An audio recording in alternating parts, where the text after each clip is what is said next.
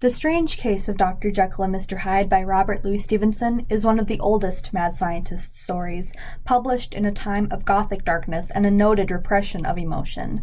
The story has had quite the effect on readers throughout the ages, resulting in adaptations, reimaginings, interpretations, and essays.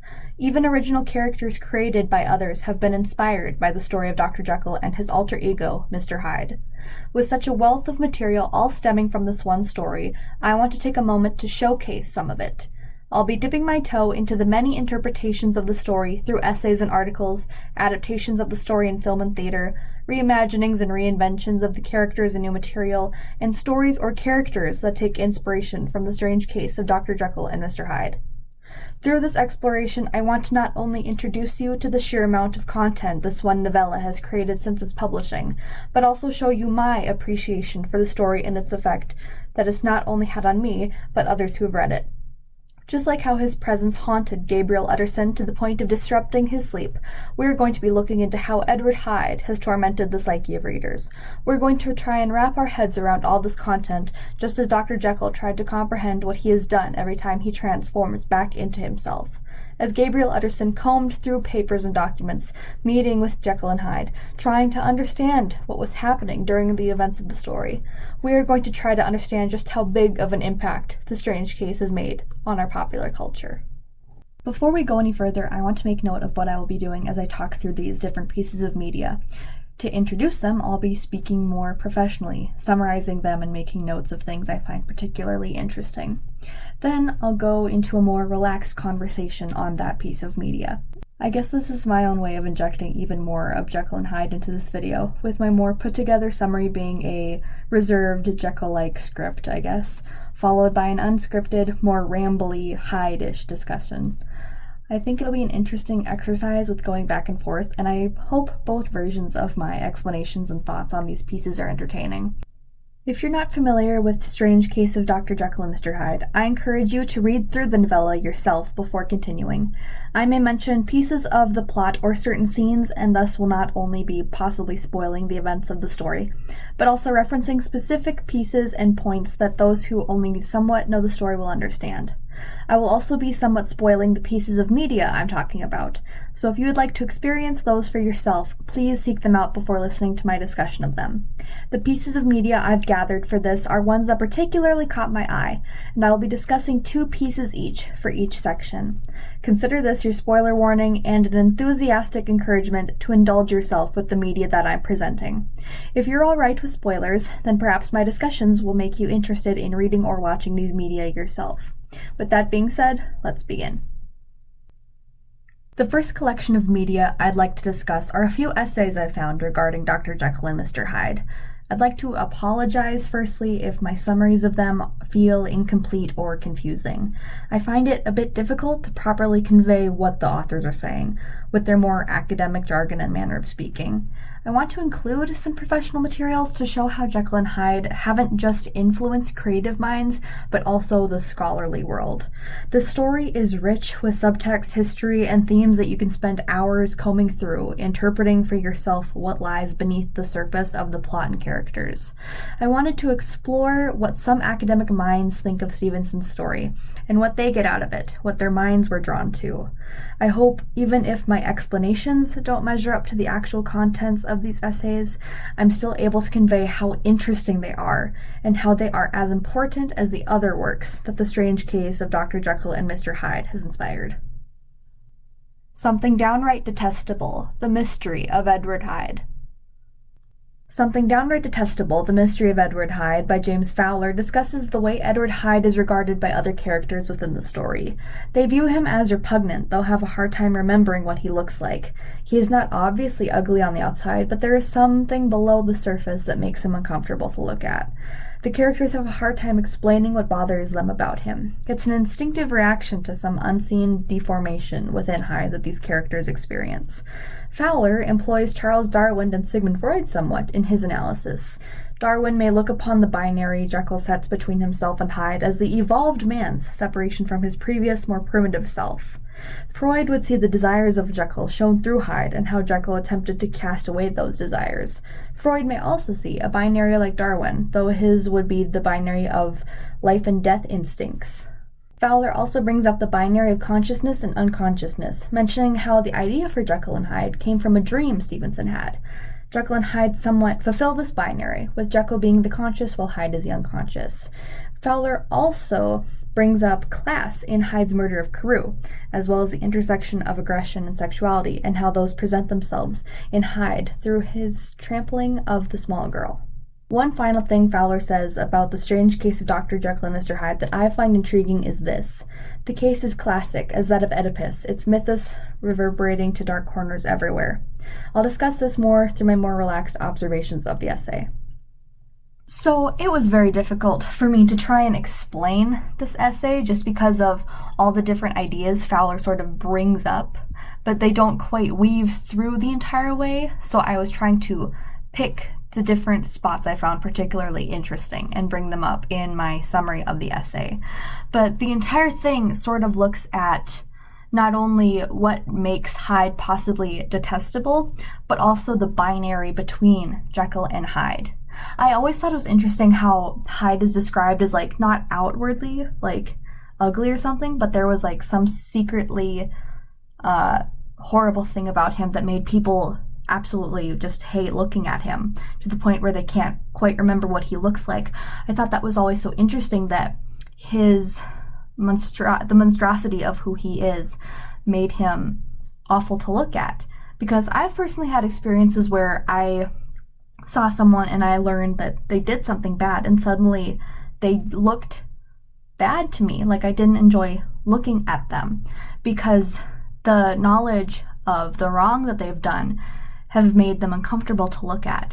And I think that is such an interesting thing to look into academically, like the way Fowler discusses it, like the Darwinian idea that Hyde represents the more primitive man that the more evolved man finds repugnant because they are more evolved. They don't want to think about that previous version of themselves.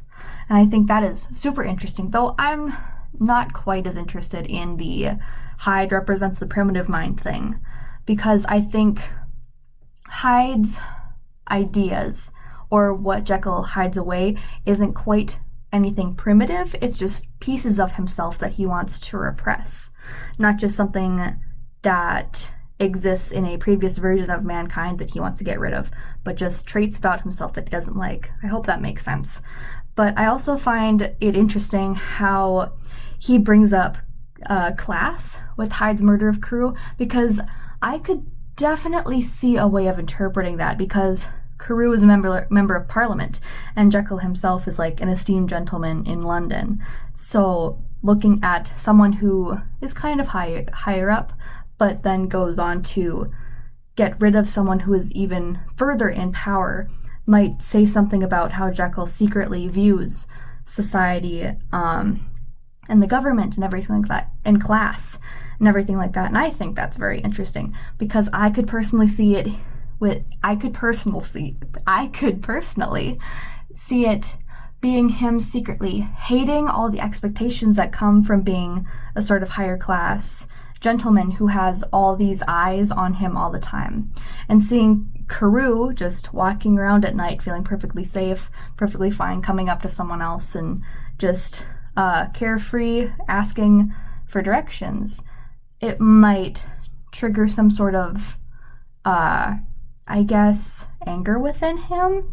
I could also see it being him somehow envying how casual Carew is about just like walking around at night, feeling safe and secure, asking a stranger for directions. I'm not sure. I also find the binary of consciousness and unconsciousness interesting, partially because I don't think Hyde is like the unconscious parts of Jekyll. But more so maybe what other people don't know about him. They are conscious of Dr. Jekyll, the nice gentlemanly guy, but they are unconscious of Hyde. Though maybe Jekyll has pushed down so much of himself that some of it might have become unconscious, or he's just not quite aware of it. And when Hyde comes out, that comes into play. And also maybe the way his mindset kind of switches between being Jekyll and Hyde. There are some parts of himself that come up when he is Hyde that are different from when he is Jekyll. And the quote I brought up, the case is classic as that of Oedipus, its myth is reverberating to dark corners everywhere, is, I just think, really interesting because it is sort of what inspired me to make this video. The case is classic, and it has spread everywhere. There are essays about Dr. Jekyll and Mr. Hyde. There are adaptations. There are different versions. People are inspired by the characters and stories, maybe like the binary, consciously or unconsciously. I think it is so interesting that he brought that up in like the very last sentence of his essay, because I completely agree with that. It is a classic story, like its own mythos that has been slowly growing ever since it was published. And I think it's so interesting that Stevenson even said that the story came to him in a dream, because it sort of helps add a mythos to it that it like came up from the darkness in his mind, I guess. I just think it's a very interesting thing to think about.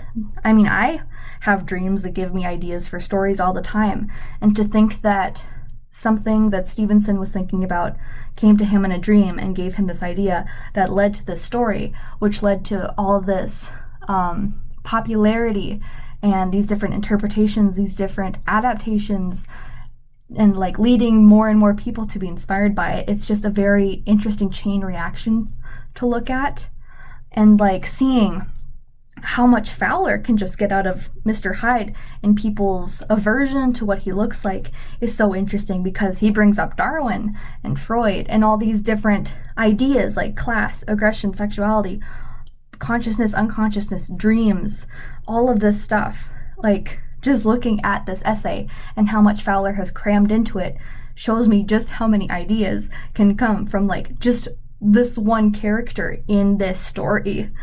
And I don't know, I really like it, and I really like that final sentence in his essay. And I hope that you investigate all the pieces of media I bring up in this video, but I especially think it's interesting to look at essays like this and look at what an academic mind can get out of the story. The Strange Case of Addiction in Robert Louis Stevenson's Strange Case of Dr. Jekyll and Mr. Hyde. The Strange Case of Addiction in Robert Louis Stevenson's Strange Case of Dr. Jekyll and Mr. Hyde by Patricia Comitini looks into addiction and its role in the story. She looks into Hyde and how he acts as an embodiment of addiction. He represents not only alcohol and drugs, but also exposure and contagion.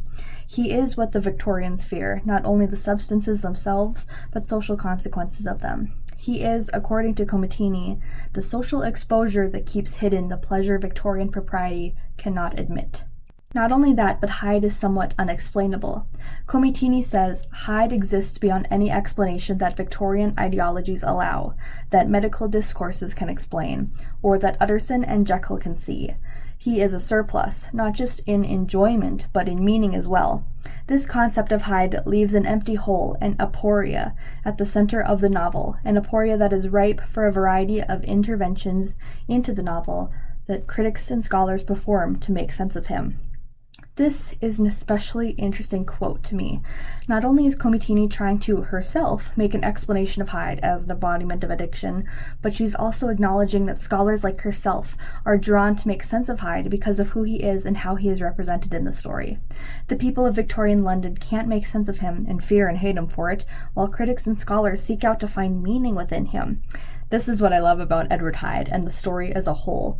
It draws people in, gives them material to dwell on and ponder over, trying to wrap their heads around all the deeper meanings, sharing with one another their thoughts. It's so amazing to see. Coming back to the essay, one thing Comitini brings up I find very interesting is how Utterson and Jekyll act as a duality. In this essay, Utterson is the unaddictable, while Jekyll is the addictable. Referencing a portion of the text, Comitini shows that Utterson doesn't have many desires, showing off how he is unaddictable, and thus a good character for the audience to experience the story through. But Jekyll is addictable, falling for his vices. I have never seen someone engage with Utterson as a character as much as I see it in this essay. So many adaptations and interpretations leave him out. I've seen him called boring and uninteresting, but he's a very crucial part of the story as we experience it alongside him.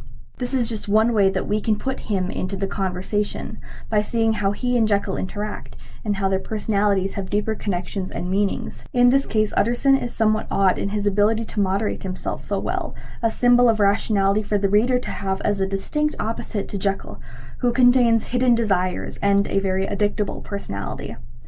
While I've scratched the surface of this essay, I find myself talking more about what the essay means to me than the actual contents. I could be here for a while discussing this essay alone and what it means to me as someone who enjoys looking at other people's thoughts and interpretations of the story. I still have my more relaxed discussion to go through, and so I will jump to that, but I do hope you enjoyed this brief explanation. So I am so happy I found this essay. I thought, since reading the story for the very first time, that there is definitely a theme of addiction that can be read into that I haven't seen other people really talk about. And I'm so happy that I found an essay that actually really talks about the aspect of addiction throughout the novella. I always thought, well, it looks like Jekyll gets somewhat addicted to the formula that turns him into Edward Hyde, and even becomes addicted to being Edward Hyde. And I would love to see that explored more, how it can dive into the idea that your addictions will affect you as a person, maybe even change you as a person. And that's what happens to Jekyll. It literally changes him into another person. And he sometimes, when the transformations start happening on their own, that's kind of him losing control of it. You'll hear, I guess, the phrase, "I can stop anytime I want," or something like that, from people who have addictions. And this is something that Jekyll kind of says, I can get rid of Edward Hyde whenever I want. He's okay, I'm under control. At least, in other adaptations, he seems to be confident in his ability to get rid of Hyde, or at least he assures the people around him that he is safe. Hyde isn't bothering him. He can get rid of him whenever he wants to. But when he starts transforming on his own, it shows that, oh no, he's not in as much control as he thinks he is. And I think that is such an excellent sort of addiction metaphor. You think you are in charge, you can stop anytime you want, but then it starts taking over and you realize you are not as in control as you want to be. Jekyll even has a moment after the forced transformation stop where he indulges in something small that immediately makes him start to turn back into Edward Hyde. And I think that is such a cool metaphor, allegory, whatever you want to call it. And I wish I saw that more. I mean, I guess in every adaptation, well, maybe not every, but in a lot of adaptations and reinventions of the story and the characters, the basic thing is, well, it also depends on how Edward Hyde and Jekyll are set up. If he is a completely different person from Jekyll, we might not see that as much. But if Jekyll indulges in being Mr. Hyde in those other adaptations, it inherently has that addiction metaphor where he starts to really get into it, and sometimes to the point where he just can't resist but drink the formula and turn into him. And I just wish it was talked about more, because I think that is such an interesting part of the story. And I love the fact that Comitini brings up Utterson as a sort of opposite to Jekyll's addictability, because I think Utterson is such an underrated character. He is literally the protagonist of the story, and yet so few adaptations or reinventions include him as a character or even reference him at all. I love seeing him not only being rightfully regarded as a good protagonist, not only as a character but also as a foil for Jekyll, but to see him be put into an academic essay about the story in such a way just makes me happy as a fan of Utterson, I guess, personally. And I think the unaddictable versus addictable idea is so cool, because yes, Utterson, I guess, is kind of regarded as a boring character who doesn't really indulge himself very much and moderates himself, but that is such a cool way to contrast him from Dr. Jekyll. Yes, they are very good friends. He even has nightmares about Hyde possibly hurting him, but he is also so very different from Jekyll. And not only does that kind of put us in his shoes, I guess seeing like this more mild-mannered, rational man having to try and understand what's going on with his more eccentric friend who he loves, even with the eccentricities. And I guess from this perspective of a rational character, it makes Jekyll's like experiments and letter at the end even more, I guess, shocking, because we are in Utterson's point of view, even though it's not like a first person story. Like, so by the time we get to Lanyon's and Jekyll's letters at the end, we are sort of experiencing that in the Utterson mindset, I think, because we spent the rest of the novella kind of experiencing the story alongside him. And just, I don't know, there is so much about this essay that is so interesting, and I know I have to get through so many other things for this video, so I don't want to spend too much time on it.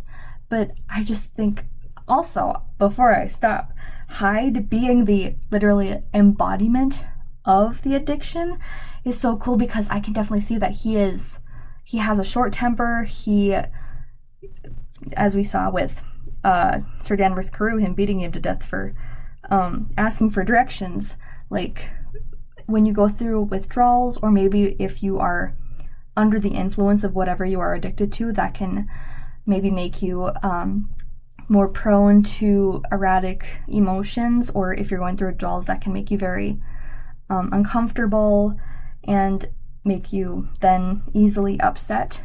Or him trampling over that little girl because he just doesn't notice her. Like, you get so wrapped up in your addiction, and maybe while you're under the influence of whatever you are addicted to, it can make you really disconnected with the outside world, I guess.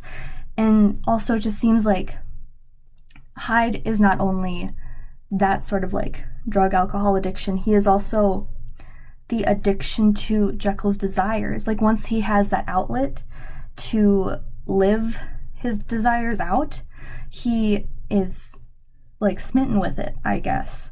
He is so into being Edward Hyde that he loses sight of other things, and if anything interrupts that, he gets mad. Which I see through, Carew, and then when Utterson bothers Hyde, in that one scene, I guess. There is so much in this story, and just this one essay makes me think about so many details and how they interact with this essay, and how this essay, is supported by all those details. See, this is why I love all the things that come out of this story, all other people's thoughts and stuff, exploring those. And you peel back so many more layers if you're looking into a different aspect of the story or a different perspective on the story. It just widens your view of the story so much. There's just so many things you can do with it. I love it so much. Let's move on to the next thing before I get too into it. With the academic essays out of the way, now we can go on to the adaptations. As our creatives comprehend the work and identify the themes that speak the most to them, they may wish to showcase the story as they understand it to audiences that have a similar opinion. Thus, the adaptations are made. They skew from the original source material, some staying strong on the path with minor changes, others going in completely different directions. While I have my opinions on some of these, I will showcase a few of the more notable adaptations. Dr. Jekyll and Mr. Hyde. The 1931 movie adaptation, Dr. Jekyll and Mr. Hyde, features Frederick March as Dr. Henry Jekyll, a scientist who is engaged to Muriel Carew, the daughter of Brigadier General Danvers Carew. Jekyll and Muriel want to get married right away, though Carew says that they have to wait. Jekyll talks about man's duality in a lecture, and how he's experimenting with a way to separate the good from the bad. He helps a bar singer named Ivy Pearson after she's attacked by a man, and rejects her flirtations before he and Dr. Lanyon leave. Jekyll later transforms into Hyde for the first time when he drinks the formula while Muriel and Carew are away, turning into a hairy ape-like appearance. Hyde goes after Ivy, spending his time abusing her until Muriel and Carew are coming back to London. Ivy goes to Jekyll for help, but he randomly changes into Hyde the next night and kills her. Hyde tries getting back into Jekyll's home, but isn't allowed in. Like in the original story, he sends a message to Lanyon to collect the necessary materials he needs to transform back. Hyde transforms in front of Lanyon, and Jekyll and Lanyon have a conversation about this predicament, where Jekyll says he'll leave Muriel to keep her safe. After he calls off the engagement, Jekyll sees Muriel crying, which makes him transform into Hyde. When Hyde attacks Muriel and Carew tries to stop him, Hyde beats him with his walking stick, like in the original story. When Hyde returns to the lab and transforms back into Jekyll, the police and later Lanyon arrive. The stress of the situation again makes Jekyll transform, and Hyde is ultimately killed by the police, transforming one last time back into Jekyll.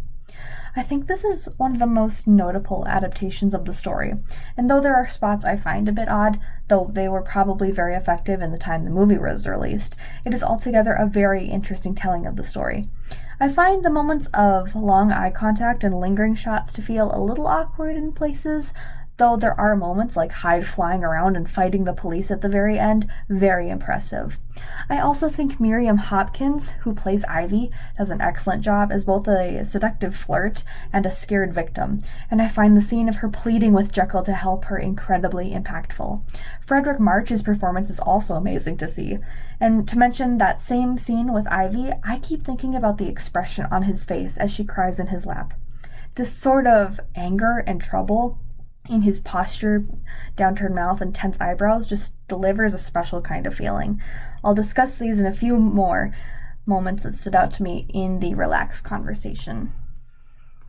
So I didn't quite think I would enjoy the movie as much as I did, partially because it comes from, an older time period where certain, ideologies might come out, and there might also be certain camera work that I don't quite enjoy. And I did have those moments where I felt like shots kind of lingered and there were certain unsettling moments that I don't think were meant to be unsettling.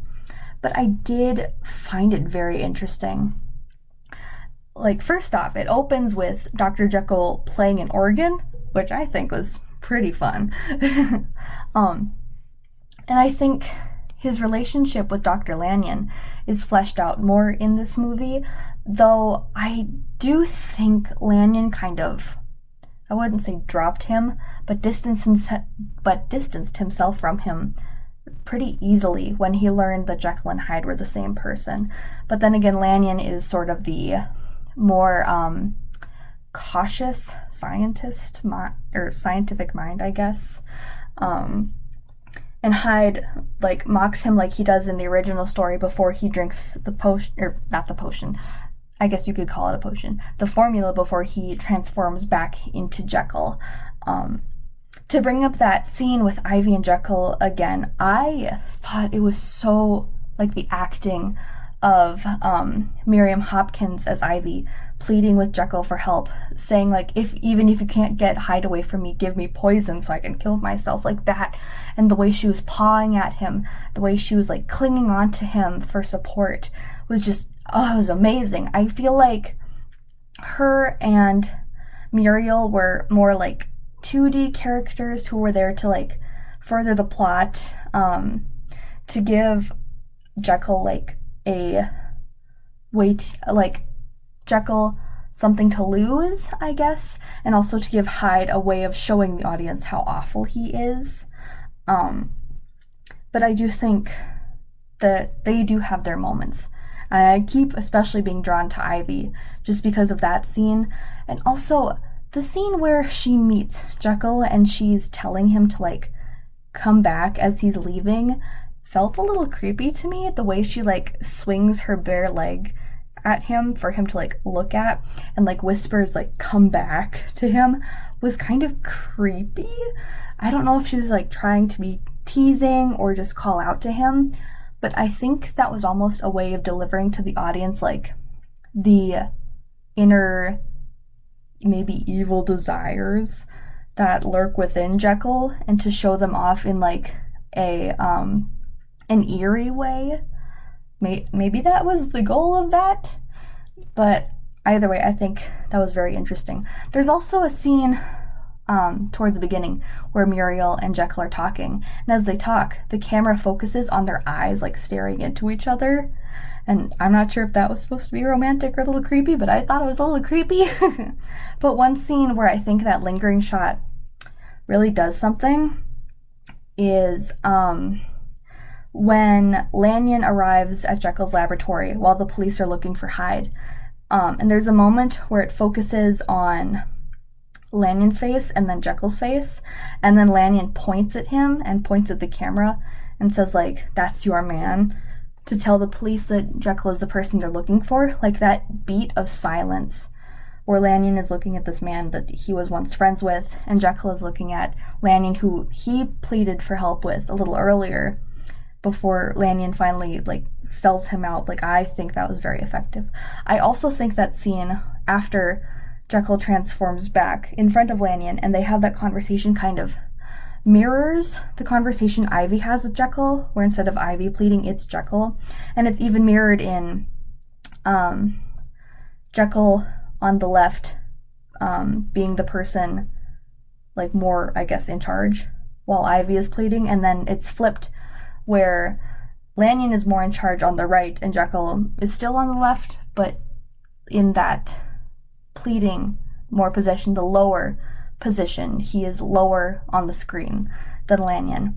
And also there's a moment after Jekyll transforms back in front of Lanyon, he gets up and starts kind of walking towards him, and, like, his hand kind of thunks against the desk, and with his body language, it's just like that small sign of resignment where he's like, I just did, like, Hyde just did that, there's no going back. That's sort of like kind of tired, just hit against something to, like, show off the frustration, I guess. But just that small gesture, that small, like, staccato sound of his knuckles hitting against the desk really adds to that scene. And, like, there are just these little moments in this movie that, like, stand out to you.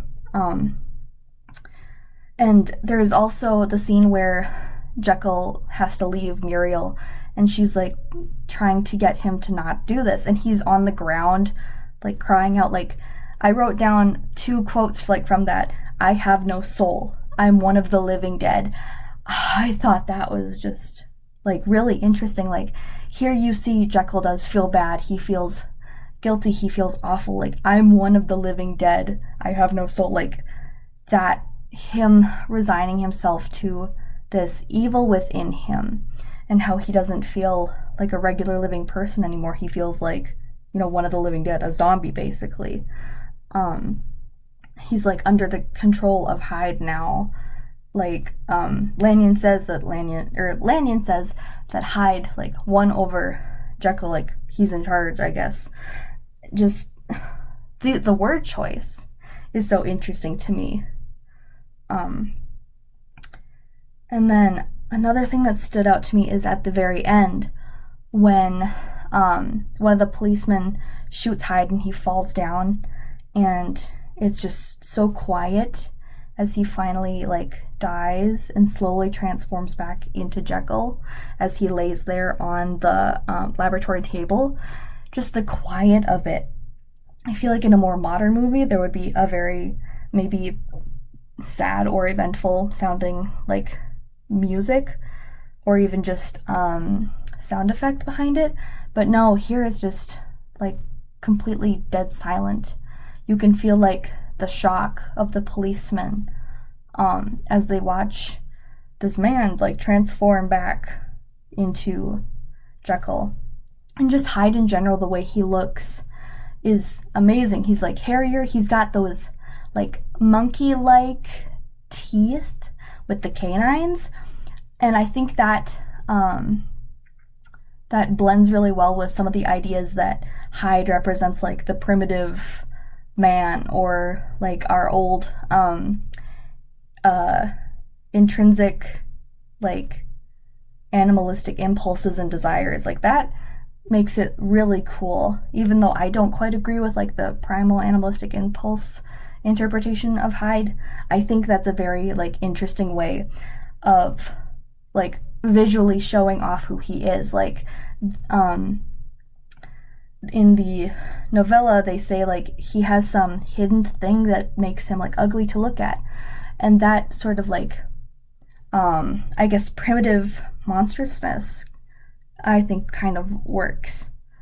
And also when he's, like, flying around the laboratory, like, grabbing onto things and swinging around and just quarreling with the police officers. I'm not sure if there's a stunt double there, but that was very impressive. And I think that adds to the animalisticness of him and the kind of superpoweredness. I don't think that's the right word, but the inhumanness, the superhumanness of him. It, like, adds to it, seeing him, like, fly around unhinged when you have, like, put together reserved Dr. Jekyll in comparison. I just think that's interesting. And I also just want to point out a brief little moment in the beginning of the movie where Jekyll is, like, looking at himself in the mirror before leaving, and he, like, puts his top hat on, and it's just a little bit crooked. I don't know why, but I just love that as, like, a little, like, character trait, I guess. I don't know if it's a character trait, but just him having his hat on at just a little bit of an angle, it kind of, like, already hints to his eccentricities that some of the other scientists view him as having. And I just thought that was an interesting little note. And I will say, like, Frederick March, I think one of the best, like, Jekyll actors I think I've seen. Him and Anthony Warlow's version of him in the cast album of the Jekyll and Hyde musical, two of my favorite Jekylls. Both Frederick March for, like, his body language and appearance, and Anthony Warlow for his voice. And they both also do very well as Mr. Hyde. Like, Frederick, I don't know if I should be, it feels weird to say his first name. Frederick March does such a good job making Hyde both, like kind of silly, but also super intimidating. Like, he could snap at a moment's notice, making him both, like, animalistic and, like, put together in his own way. It is a very, very interesting portrayal. So yeah, I just think this is a very interesting adaptation, even though there are, like, you know, clearly differences between this and the original story. I do think that this is pretty interesting.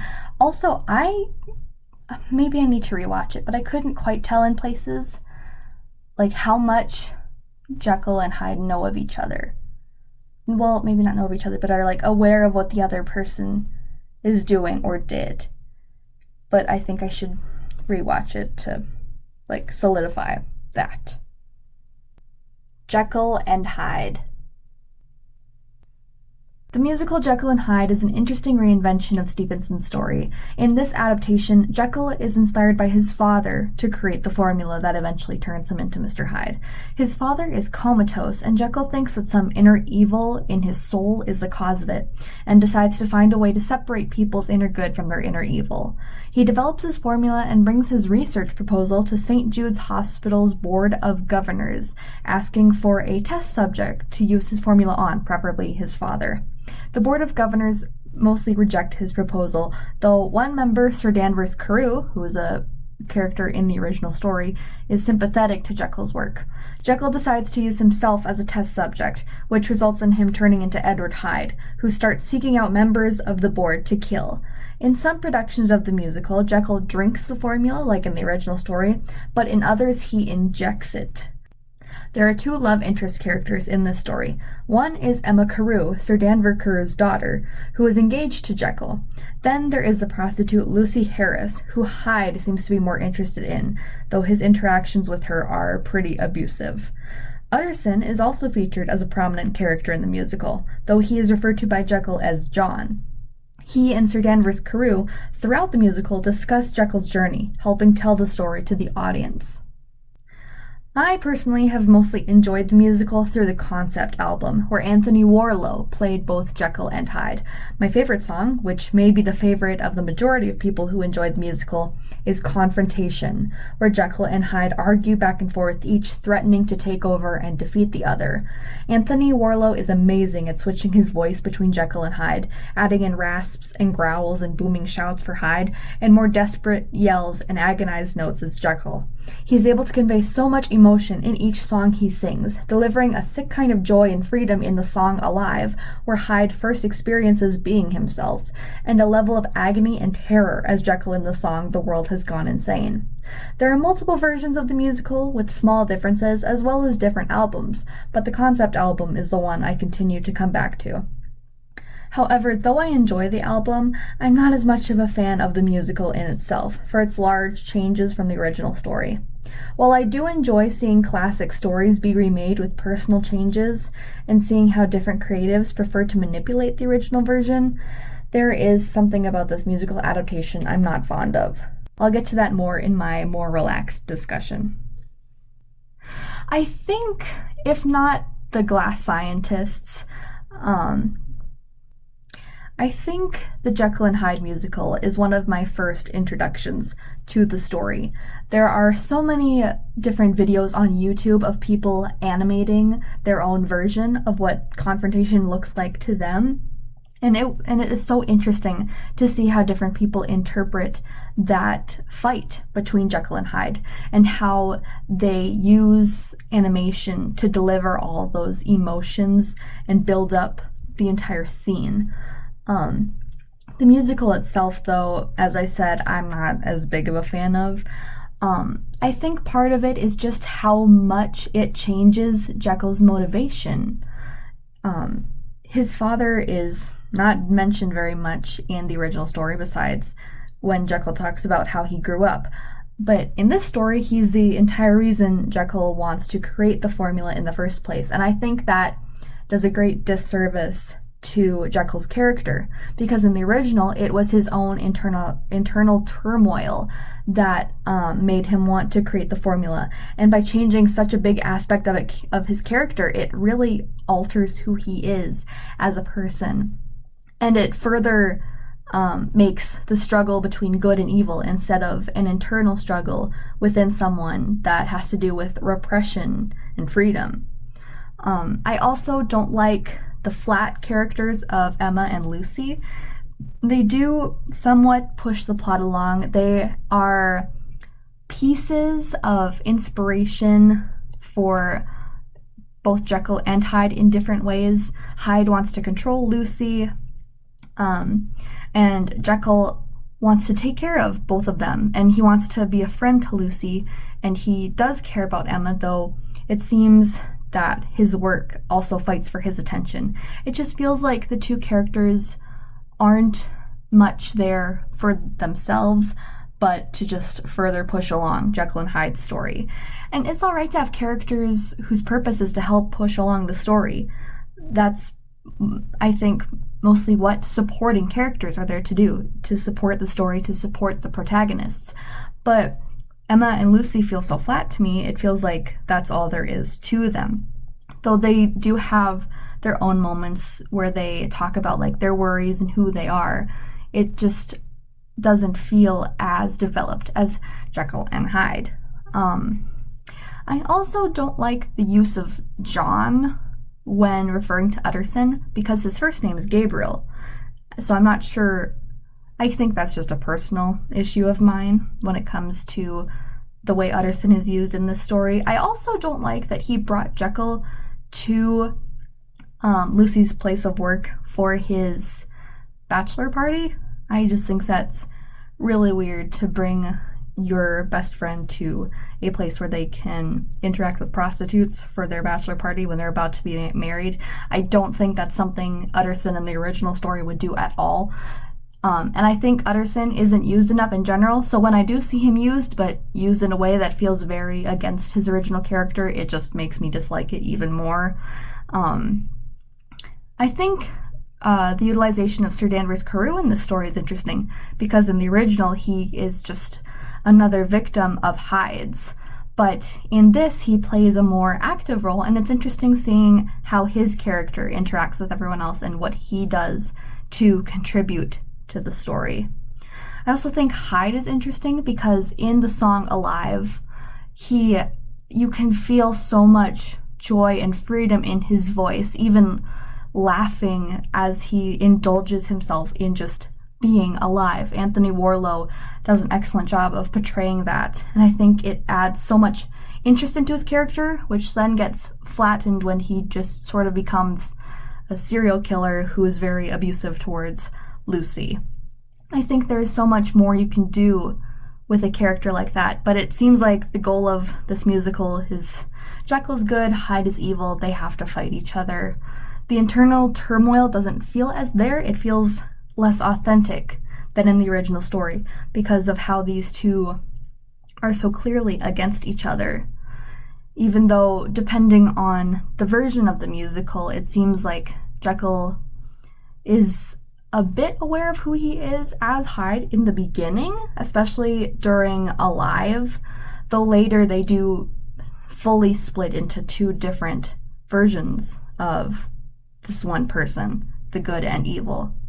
And I think it's so weird to have that when Jekyll's reason for making the formula is his father, because it's not Jekyll's own internal good and evil that makes him want to create it, it's someone else's. So that evil within Jekyll feels more forced out and conjured up, like the formula almost created that evil instead of freeing it.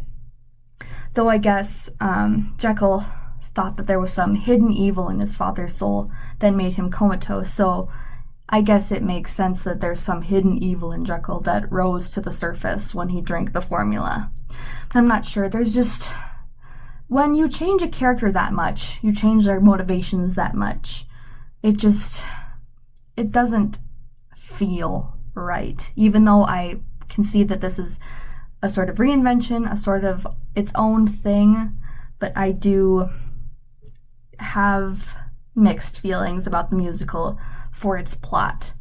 There are different albums out there for the soundtrack, but I just keep coming back to Anthony Warlow because I love his voice so much and how he portrays the characters in the different songs.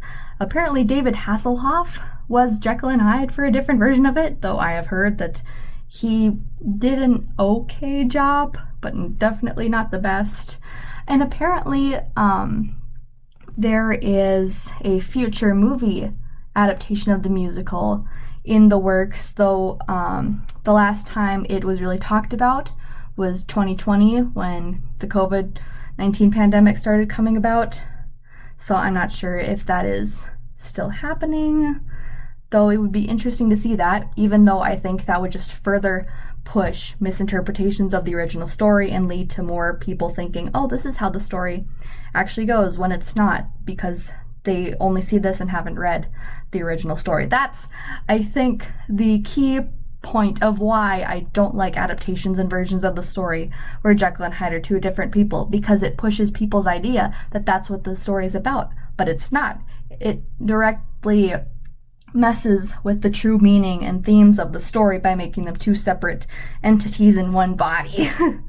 But yeah, those are my qualms with the musical. I'll just listen to the Anthony Warlow soundtrack and have fun. While some are content to put the story in a new format with artistic liberty, others may wish to completely reinvent the story or the characters within.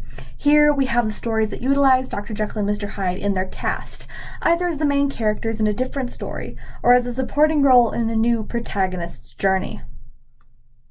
The Glass Scientists.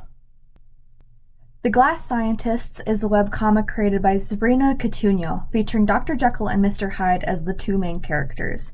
In this story, Dr. Jekyll has founded the Society for Arcane Science, a safe place for scientists to work and experiment. The citizens of London are wary of mad scientists and monsters in this story, and Dr. Jekyll hopes that his society will make scientists more respectable to the public eye. Utilizing his social skills, Jekyll attempts to put the people of London at ease, as well as try and control the rogue scientists under his care. He's also struggling to control Hyde, who, in this story, like many others, is a separate person sharing the same mind and body as Dr. Jekyll. As Jekyll plans to hold an exhibition to show off his scientist's work, he and Hyde's carefully balanced relationship starts to have issues. Along with Jekyll and Hyde, Dr. Lanyon is another character from the original story who is part of the main cast. He somewhat replaces Utterson as Jekyll's close friend, though Lanyon is still wary of the science Jekyll is so protective of, and he doesn't really get along with the other scientists in the society.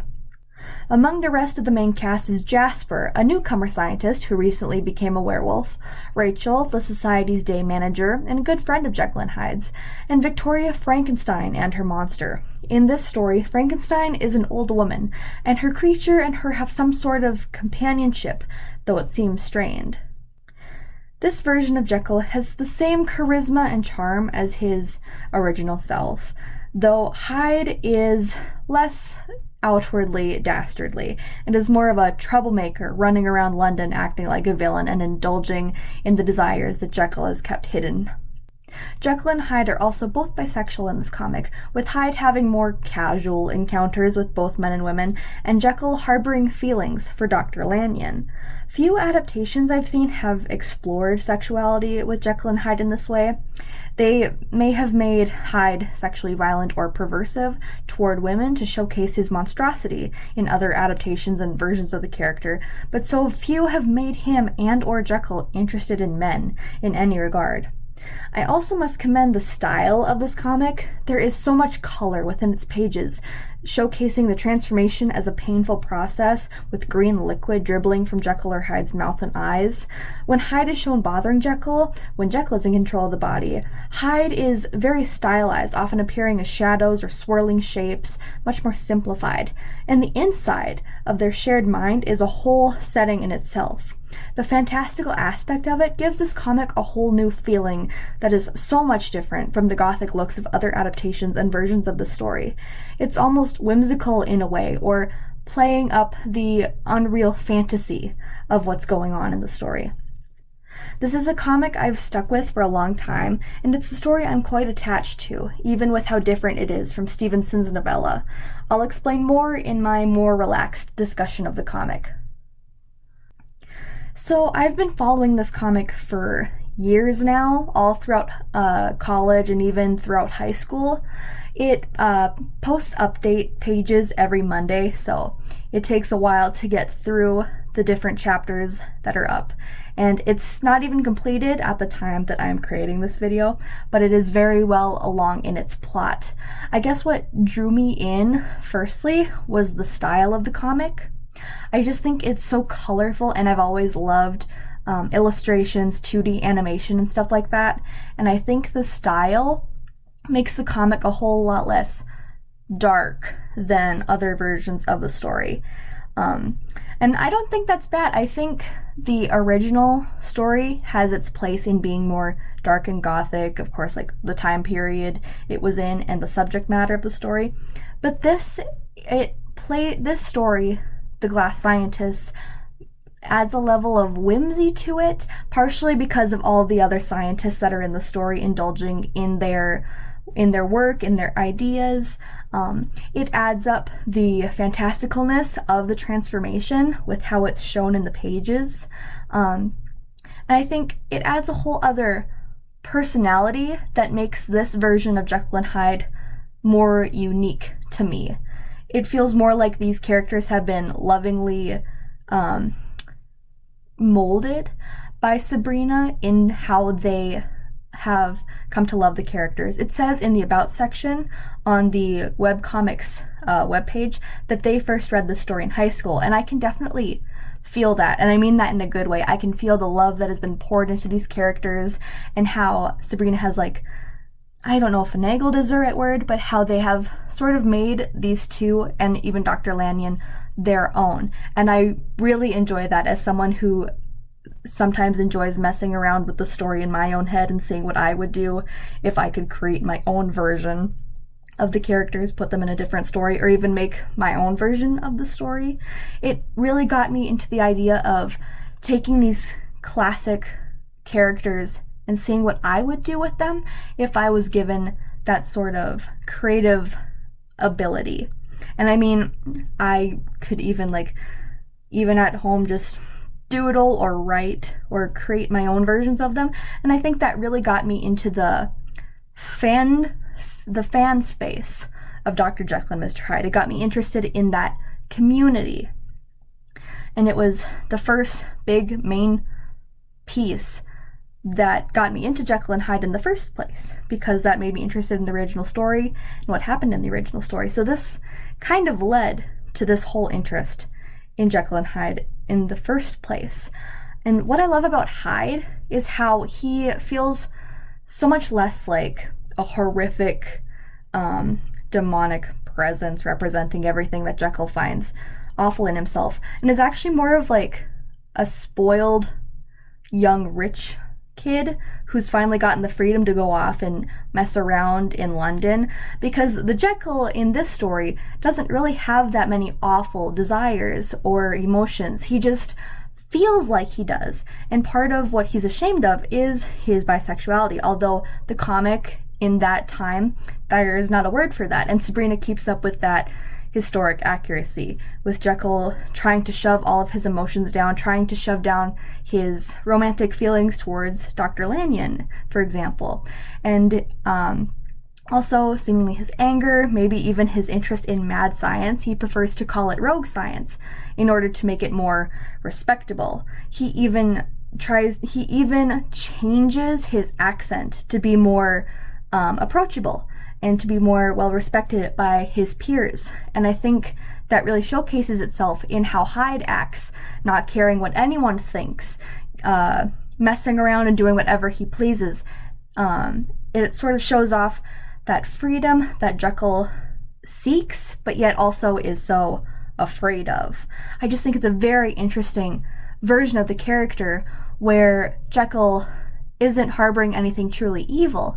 It's just his perception of it being evil that makes him afraid of it, and that makes him dislike Hyde. And I also like how they sort of have an agreement at the beginning of the story where Hyde can do what he wants at night or on a certain schedule, and then Jekyll resumes control, and Hyde starts to get more aggressive about being let out more, especially after certain events in the story, which I won't spoil that much.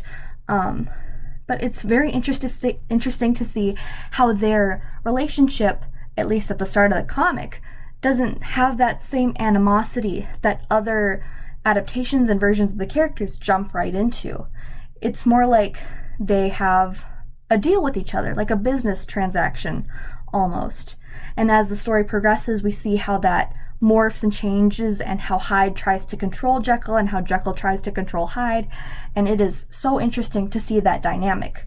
I also think Jasper is a very interesting character because he's a newcomer to the Society for Arcane Science, and he is so overwhelmed with everything, and he sort of gives Jekyll almost a sort of safe space to come out of his shell more because of how he relates to Jasper in a way.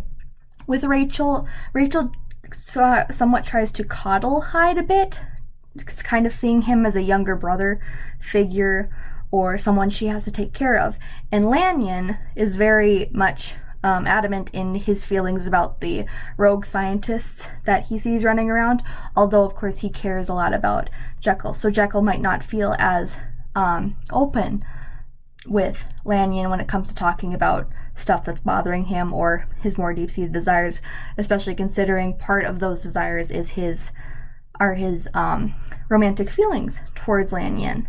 So Jasper sort of is that doorway or gateway to Jekyll opening up more, though he is definitely very well reserved. And I don't know, I do have a few qualms with the story, mostly with how Utterson isn't really a character. He only appears in really one flashback chapter, and I feel like it's interesting how Sabrina has chosen to utilize Lanyon as this best friend character while also keeping his distaste for the weird science Jekyll dabbles in the original story. It creates an interesting dynamic, but I also wish Utterson were here in some way, because Utterson is the main character of the original novella, and I think there are so few adaptations or versions of the story or the characters that utilize him as such a large role.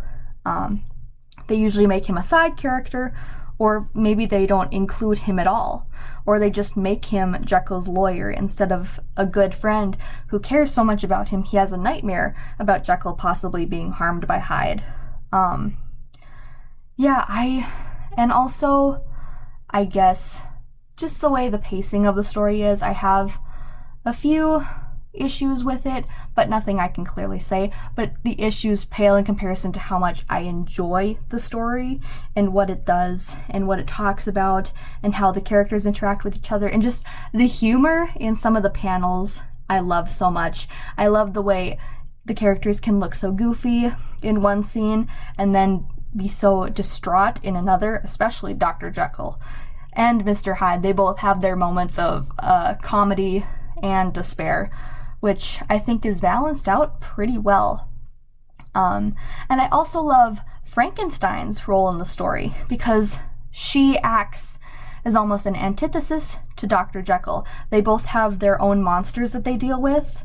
They both have sort of, I don't think antithesis is the word I should have used, maybe a parallel or mirror. They both have their monsters they are dealing with, but while Dr. Jekyll wants to hide away and make mad science or rogue science more respectable, Frankenstein sort of indulges in the awfulness sort of mad science. I haven't read chapters that include her more in a little while, so I might be remembering incorrectly, but I remember correctly when I remember that she does not like Dr. Jekyll or his Society for the Arcane Science. She tries to sort of rally the other scientists to her side, though as the exhibition gets closer, Dr. Jekyll is able to round them up to get working again. I also like how the monster, or Frankenstein's monster or creature, is more silently cynical and nihilistic. It is not outwardly aggressive to anyone, but it has sort of, not quite made peace, but has sort of learned to just deal with humanity and has sort of forced itself into Frankenstein's company. And they sort of have a peace between each other, at least, though it seems like they still have their issues. And I think having Frankenstein there to promote her ideas help to flesh out Jekyll further and explore further why he does what he does, and why Frankenstein does what she does. I also think Rachel is an interesting character because of how she interacts with Jekyll and Hyde, and how she sees Jekyll as a friend who she's worried about, and sees Hyde as more of someone she needs to look after, which is interesting because of how much Hyde seeks to be free. He seeks to do whatever he wants, and Rachel might be a little indulgent with him, but I think her character should be explored more. I know Jekyll and Hyde are the bulk of the storyline, but I think if we explore Rachel more, why she does what she does, and maybe give her more of a character arc, then what she does might make even more sense. It is explained later in the story, but she's an interesting character who I think could be utilized more. And Lanyon is certainly interesting. He is a bit on the nihilistic side. He taught Jekyll a lot about etiquette and such, and now Jekyll is more popular at parties, it seems, than he is. And he's all right with that, and he's all right with the Society for Arcane Science. He's not thrilled about it, and he doesn't quite get along with the other scientists, but he's going along with it for Jekyll, and I think that's an interesting thing to do. Because in the original story, he and Jekyll are sort of ex-friends, but in this story, making him still wary of this sort of science, but yet still going along with it for Jekyll is really interesting, and I like to see how his character has these different relationships with the other characters, especially his distrust towards Hyde, his somewhat peace with Rachel, though they have their moments of butting heads, and his trepidation towards Jasper when Jasper first gets to the society. And there's just a lot of different themes and ideas going on in this comic that I do really enjoy, and I'd like to see how the story ends and where all these things come to their conclusions and how they all finish up, especially when it comes to the character arcs. And especially, I want to see what happens when Jekyll and Hyde's connection finally comes about, or is finally revealed to everyone, because no one currently in the story knows that Jekyll and Hyde are connected in the way they are connected. And I'd also like to see the inner workings of their mind looked into more, because it is such an interesting setting with altered versions of people in Jekyll and Hyde's life living in there, sort of influenced by Jekyll and Hyde's perception of them. I think that is very interesting to see, and to see how Jekyll and Hyde move around in the mind when the other is in control of the body. I think it's a very interesting thing that I haven't seen really in other works. So yeah, it's just a very, very interesting comic that I really like, and I'm looking forward to seeing how the story continues. The League of Extraordinary Gentlemen. The League of Extraordinary Gentlemen is both a comic series by Alan Moore and Kevin O'Neill and a movie adaptation of said comic series. I'm more familiar with the film and thus will be discussing that. The movie stars characters from classic literature, with the main cast made up of Alan Quatermain from King Solomon's Mines by H. Rider Haggard, Mina Harker from Bram Stoker's Dracula, Dorian Gray from The Picture of Dorian Gray by Oscar Wilde, Captain Nemo from Jules Verne's 20,000 Leagues Under the Seas and Mysterious Island, Tom Sawyer from The Adventures of Tom Sawyer by Mark Twain, Rodney Skinner, an invented character who stole the invisibility serum from Dr. Griffin, aka the Invisible Man, from the book of the same name by H.G. Wells, and Dr. Jekyll and Mr. Hyde. This team of characters is put together to stop a terrorist known as Phantom, who has been terrorizing Europe, stealing important items and kidnapping important people, such as a group of scientists from Germany. Each member of the group has their own specialty that adds to the group's dynamic and their usefulness, though of course we're focusing on Dr. Jekyll and Mr. Hyde. In this adaptation, they are two separate entities sharing the same body. Hyde is recruited by the group for his strength. He is large and muscular and able to withstand a lot of injuries. In return for his services, the British government is willing to offer amnesty towards Hyde and forgive all his crimes. Dr. Jekyll is a very anxious character within the film and acts more like a medical doctor, while Mina handles chemistry as the team's scientist. Jekyll and Hyde use mirrors and other reflective surfaces for conversations throughout the film, with Hyde taunting Jekyll about how the doctor knew what Hyde wanted every time he drank the formula. The formula in this story doesn't have to be drunk to turn Hyde back into Jekyll. Instead, it seems like Hyde can forcefully transform himself back, and if not, the formula eventually runs through his system and he turns back involuntarily. One interesting note of this movie is how Jekyll and Hyde don't subscribe to the common trope in other versions of these characters of being purely good and purely bad. Though Hyde at the beginning seems all too happy to cause destruction and mayhem, he does somewhat turn around, first off by helping to stop Captain Nemo's ship from sinking, and then assisting in the rescue of the scientists the Phantom kidnapped. Jekyll also has his moments that show the audience he's not quite purely good. He is seen spying on a conversation between Mina and Dorian, peeking out from behind a doorway, and when he goes to open the case containing the vials of his formula, he has a smile on his face as Hyde coaxes him to set him free.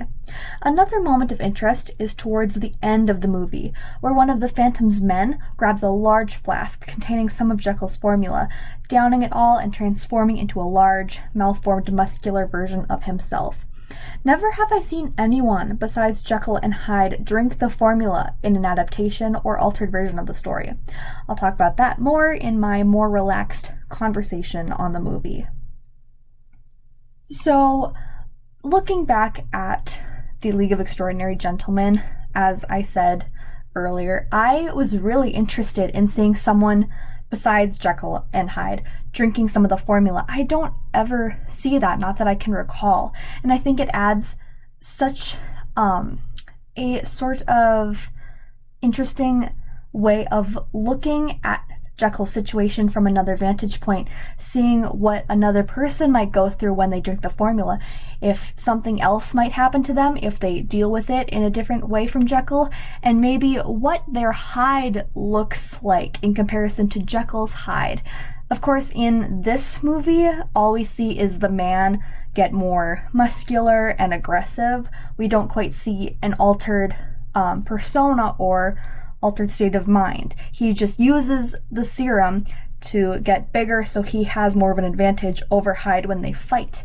But I think that would be such an interesting thing to explore, maybe in an adaptation where Utterson or Lanyon even gets a hold of the formula and drinks it, or maybe some other character who ends up causing havoc, and Jekyll maybe having to cover up for them or go after them as Hyde. I just think there's so many different story ideas you could get from that one idea. Another thing I really like about this movie is how Jekyll and Hyde aren't quite opposite of each other on the scale of good to evil. Jekyll has his moments of creepiness, like when he's watching Mina and Dorian's conversation, and even when he looks like he's getting really excited to drink the serum in the scene where he noticed one of the vials is missing from his case. I think it's so good to see an adaptation where even if Jekyll and Hyde are still two separate people, where they're not on opposite ends of the spectrum. At first, Hyde is really into the destruction he causes. He says that London's sorrow is sweet to him, like a wine, but then he goes to helping the scientists to get out, even protecting Captain Nemo from the henchman of Phantom who drinks the serum. He even expresses sort of horror when that man drinks so much of the formula, I think he says, not the whole thing. And that is such an interesting thing to see, even Hyde being aghast at someone drinking the same formula that created him as a character. And also, I personally do love explorations of characters from different stories all being put into the same environment, though I do think it's strange making Dr. Jekyll into a more medical doctor while Mina is the scientist, because in the original Dracula, Mina's role is more of keeping a record of everything, keeping track of what everyone is saying, and even looking at the times that the trains arrive and leave, which help them track down Dracula.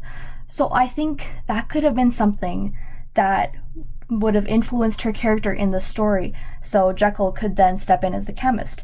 But also I feel like that might not have worked in the way this story is being told, and making Mina the scientist adds more action for her character to participate in, and it also takes away from Jekyll.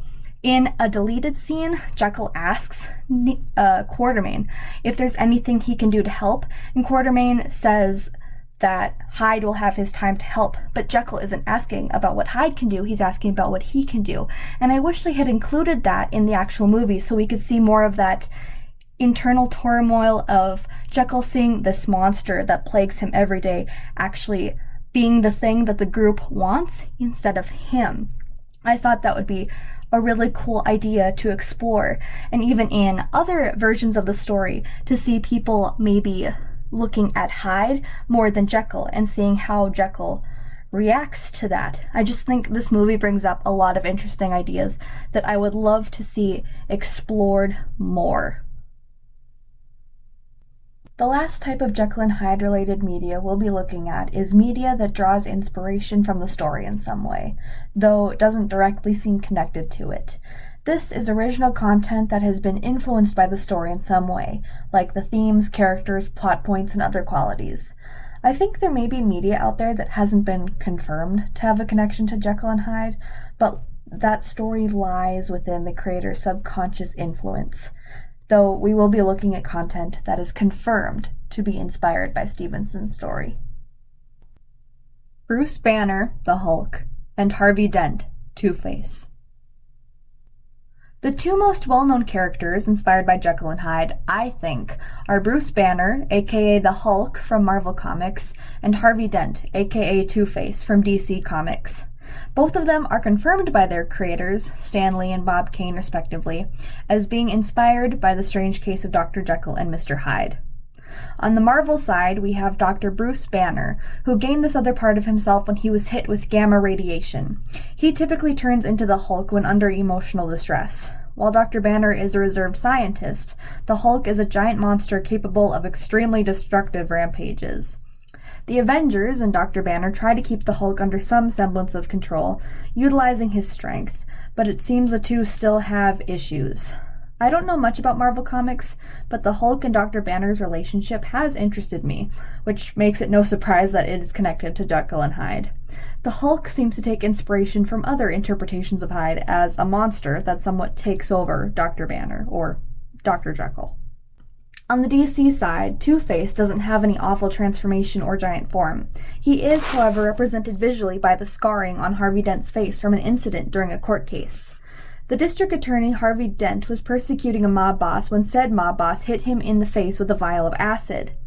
This incident had a deep effect on Dent's psyche, leading to Two-Face, who would commit crimes centered around the number 2. Two-Face also has a coin he flips to make decisions, with one side representing a more morally good decision and the other scarred side for more morally bad decisions. Here we see more of the duality from Stevenson's story at play. While Banner and Hulk struggle for control, Two-Face's decisions are more equaled out based on a coin flip. While Banner in his own form is able to show off who he is without the Hulk, Two-Face wears his duality on his face, and often in his outfits. The Hulk is clearly depicted as monstrous, at least visually, while Harvey Dent is a simple scarred human. It's interesting how one story led to 2 different characters, or perhaps 4, as all 4 characters are different people within their own bodies. In my investigation, dissociative identity disorder was brought up in regards to both Banner and Dent situations. For those who don't know, a brief description of dissociative identity disorder, or DID, is that it is a dissociative disorder caused by severe childhood trauma, causing a high level of dissociation within the victim. Through that dissociation, different personality states or alters are created to help the victim cope with what they've gone through. The events that created the Hulk and Two-Face, at least what I went over for these 2 particular versions of the characters, both occurred when Banner and Dent were adults, which wouldn't be able to cause that specific disorder. Though for Harvey Dent, there are some versions of his story where he has had the disorder from childhood to explain Two-Face's presence. Though this disorder can be used by Marvel and DC to try and explain Banner and Dent's situation, it isn't quite accurate, and it has the possible downside of demonizing those with dissociative identity disorder. Both the Hulk and Two-Face are known for causing destruction, with the Hulk often being uncontrollable in his rampages and Two-Face just being a criminal. This is a partial reason why I don't enjoy adaptations of Jekyll and Hyde that make them into different people in the same body, and also why I don't enjoy DID being an explanation for Banner and Dent situations. While no adaptation I've seen has given Jekyll DID, I think making Hyde a different person, as well as Dent and the Hulk being alters, can lead to people making the association between alters and possible danger. People with mental illnesses and mental disorders are already stigmatized enough, and this has another level of demonization to it. But I'll explain that more in my more relaxed conversation in a moment. So, the Hulk and Two-Face. I didn't think I was going to be talking about superheroes or supervillains when making this video, but here we are. I am much more familiar with Harvey Dent and Two-Face because I am much more interested in DC than I am Marvel, but I do know the basics of Bruce Banner and the Hulk's situation. Bruce Banner is a scientist, like Jekyll is a scientist, and the Hulk is sort of this angry other entity within him that he has to keep control of, which I think is an interesting way to take inspiration from Jekyll and Hyde. As I saw when I was researching that Stanley was also, at least Stanley and maybe Jack Kirby were also inspired by the Golem and Frankenstein when it comes to the Hulk and Dr. Banner. I can definitely see Jekyll in Dr. Banner. You know, he's a scientist, he's more reserved, and I can kind of see Hyde in the Hulk, with people being more afraid of him and him kind of being uncontrollable.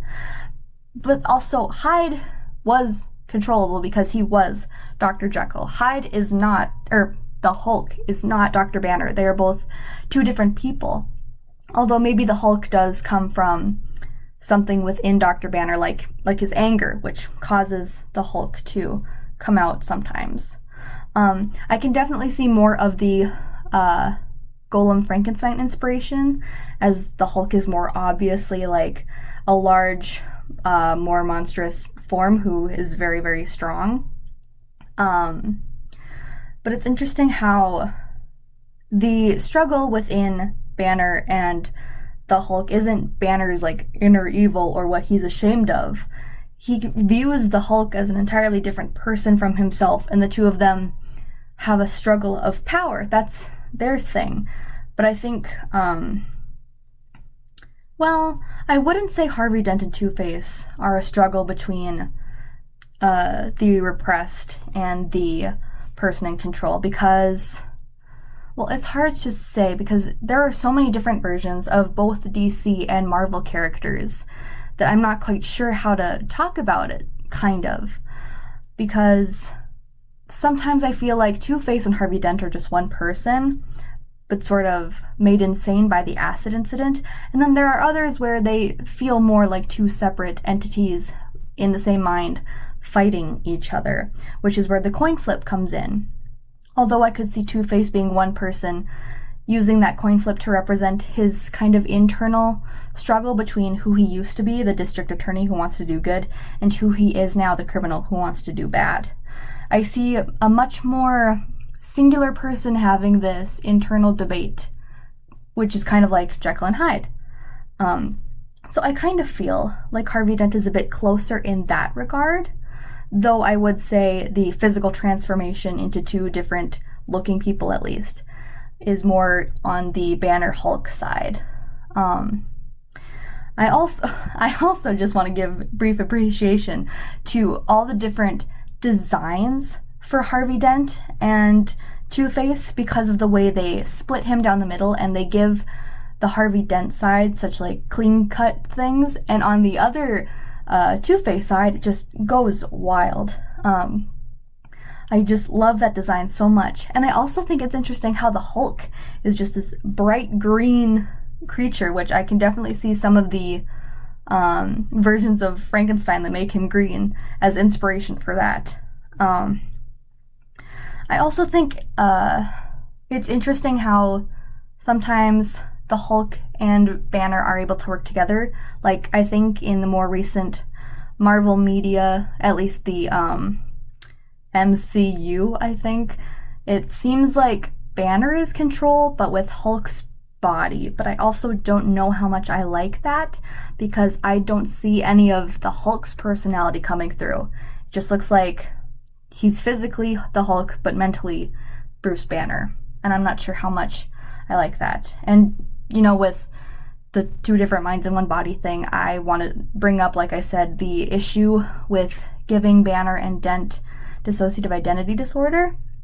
I do follow people online with that disorder, but I am not a psychologist. I don't have all of the jargon and proper explanations saved somewhere in my memory. I just have the experience of following people and hearing about their experiences online. And it's not usually the Hulk and Two-Face that I see when discussing negative portrayals of DID, because honestly, I don't think it is often a specific thing that is brought up within their stories, but more of a sort of out of context, maybe not out of context, but out of story explanation for it. And for the versions of Harvey Dent where he has it from childhood, I can see that as sort of an explanation. But for the Hulk, who Bruce Banner gets him when he gets hit by gamma radiation, that is not dissociative identity disorder unless he has had it previously in life and that somewhat exacerbated it or gave the Hulk an alternate form. But I do not like it for Bruce Banner, at least. Because firstly, if you get another personality or alter in your head from gamma radiation, that it is not dissociative identity disorder. It has developed from a completely different cause, and therefore it is something completely different from DID, and so you shouldn't be calling it DID. But also, even with the more plausible childhood abuse that Dent sometimes goes through in different versions, giving him that, I can still see how the portrayal of Two-Face as a possible alter can be demonizing or stigmatizing to people with DID, especially since already people with mental illnesses and mental disorders, as I said, have enough trouble being portrayed as dangerous or unpredictable in media. I don't think there needs to be any more explanation for that. So I would almost more so prefer the kind of spectacular superpower kind of explanation for the Hulk and Two-Face. Though Two-Face's, if he exists from Dent's childhood and just somehow gained maybe more power, I see it as more, I lost my train of thought. I see Two-Face being more plausible through the DID lens. I do not see the Hulk as more plausible unless he is also from Banner's childhood and the incident just gave him more influence. But still, I think for these two instances, since superheroes, supervillains are already so fantastical enough, I think we could go for more, superhero explanations for them, and I think I would prefer that more, although I do not have DID, so I don't really have that much of a say in this conversation.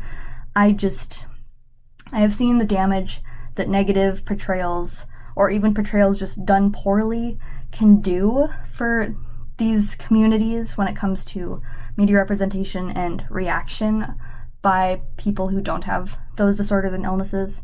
So I would just more prefer a silly superhero explanation for these things, I guess.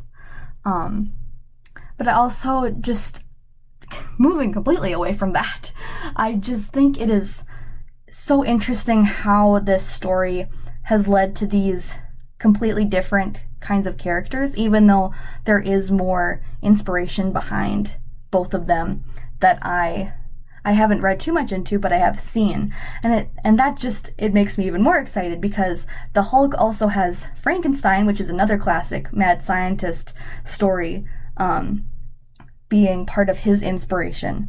So it's just interesting to see how combining this story with others into your mind can either consciously or subconsciously give you those ideas. You go from, a gentlemanly scientist who turns himself into a shorter, younger, stronger person in order to live out the things he has repressed. And you turn that into a giant green man that another scientist turns into when he gets angry. And a district attorney who got hit in the face with acid and now does crimes centered around the number 2 and uses a coin to make his decisions and stuff like that. And I think it's amazing how this old story can turn into these two characters who are still very big characters in the fandom in both Marvel and DC. It's amazing how one idea can lead to another, can lead to another, can lead to another, and just the entire creative process of that is spectacular. The Nutty Professor. The final piece or pieces of media we'll be discussing is the movie The Nutty Professor, both its original 1963 version and its 1996 remake. The original movie stars Jerry Lewis as the bullied Dr. Julius Kelp, an odd scientist and college professor with buck teeth who often goes cross-eyed. Though he tries to exercise at a local gym, he decides to resort to chemistry to change himself, though his talking bird Jennifer warns him not to. After drinking the formula he creates, he ends up becoming a handsome yet rude and arrogant version of himself that he calls Buddy Love, and uses that form to go out with one of his students, Stella Purdy, though she prefers Julius more. Eventually, Buddy and Julius' secret is revealed and he apologizes for his actions with a speech. The remake is probably the more popular of the two, starring Eddie Murphy as Sherman Klump, a kind and fat college professor who tries to use chemistry to lose weight. And while the formula he creates does make him thinner, it results in a new sort of personality forming in that form, also called Buddy Love. Buddy goes out with a chemistry graduate who's a fan of Sherman's work, Carla Purdy, and makes her uncomfortable with his ego and rudeness. Buddy tries to show off the formula at the alumni ball and takes credit for it, but Sherman fights him for control and wins. Both of these movies are parodies of The Strange Case of Dr. Jekyll and Mr. Hyde. They're comedies that explore the moral of being true to yourself, rather than pretending to be someone you're not. I think this is a very interesting alteration of Jekyll and Hyde's story, as it has a happy ending for both Julius and Sherman. Though I don't appreciate how some of the comedy in these films is at the expense of these characters, I think they're both good examples of not only parodies, but how you can completely shake up the genre of a story and still have its noticeable traits. Buddy Love acts like Hyde, mean-spirited, but a form that both Julius and Sherman enjoy being in. But instead of representing something within that they're ashamed of, Buddy Love is the ideal form for them. Dr. Jekyll was trying to get rid of the internal desires and traits that he had been hiding for so long, and Hyde represents what he wanted to be rid of. Buddy Love is the ideal for Julius and Sherman, and it is the qualities they present outwardly that they're ashamed of. It's an interesting shakeup of the story, which I'll talk more about in my more relaxed discussion. So, I'm usually not a big fan of comedies where the main source of comedy is making fun of a character for their either personality traits or physical traits. And while these two movies do explore the moral of not being ashamed of who you are, not being ashamed of like how you look or what you're like, there's a lot of jokes where the joke is what that character is ashamed of. Like there are fat jokes in the Eddie Murphy Nutty Professor, and there's jokes about Julius being wimpy and odd in the original Nutty Professor movie. But I think the messages there are very interesting. I guess if you could have a moral for the original Strange Case story, it is sort of like that repression can, I guess, lead to badness, but I think the bigger moral is don't do mad science to try and split your soul into two. And also, that story doesn't really have a happy ending, and the morals are more of just themes that you can try and get like a purposeful message out of. But for the Nutty Professor, I think there's more of a direct moral to it that coincides with the happy endings that they get. Both Sherman and Julius end up with the woman they like because that woman prefers their genuine self over the fake self that they have created. And I think that's a really interesting spin on the story. I originally didn't know that the Nutty Professor was a parody of Dr. Jekyll and Mr. Hyde, and I think that is a good way of showing how this acts as a piece of inspiration. Like, you don't need to know the story of Dr. Jekyll and Mr. Hyde to enjoy the Nutty Professor. You don't even have to know that it's a parody of that story. It functions well on its own, but if you look at it, you can obviously see the inspiration, and some plot points and characters that line up with that just enough where you can see that inspiration comes from. Because inspiration will show itself in a bunch of different ways, like a parody that is disconnected enough where it can be its own thing, or maybe in character traits or plot similarities, but it can distance itself enough where it becomes its own thing to be enjoyed on its own. And I think that's really interesting. I also want to talk about Buddy Love.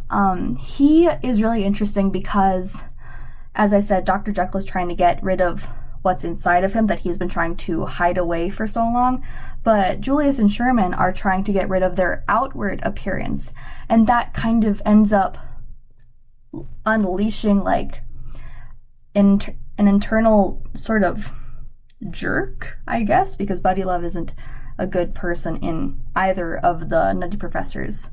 I guess you could say like this is what a person becomes when like they I don't know how to word it, if it's because like if you are mean to a person continually, they might bottle that up, and when they are given the chance to unleash it, it can definitely be an ugly sort of scenario.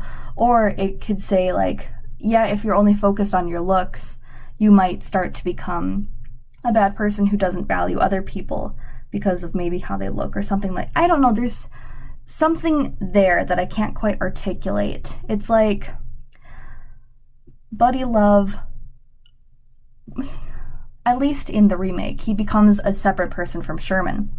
And he says that, like, well, he tries to take over Sherman, and maybe that is some sort of internal struggle within Sherman. Like, this guy is more charismatic than me, more popular than me, better looking than me.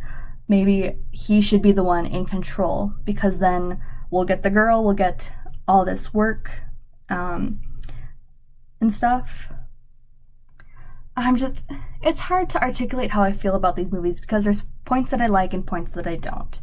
Mostly like what I said earlier about making fun of people's personality traits or physical traits. But like, as its way of changing up the character of Jekyll and Hyde in this way is really interesting, because it goes from releasing something within that you're ashamed of to covering to, it's like, internally you have traits that you don't like, and you have the ability to let them out under a different guise, and you live that out. But then these movies are, you have physical traits outwardly that you're ashamed of, and you want to cover them up so that you become the internal, and the new external kind of takes over and wants to stay there, because you have that chance now of being seen positively by those around you, kind of, is what I'm saying, if that makes sense. This is the more relaxed conversation,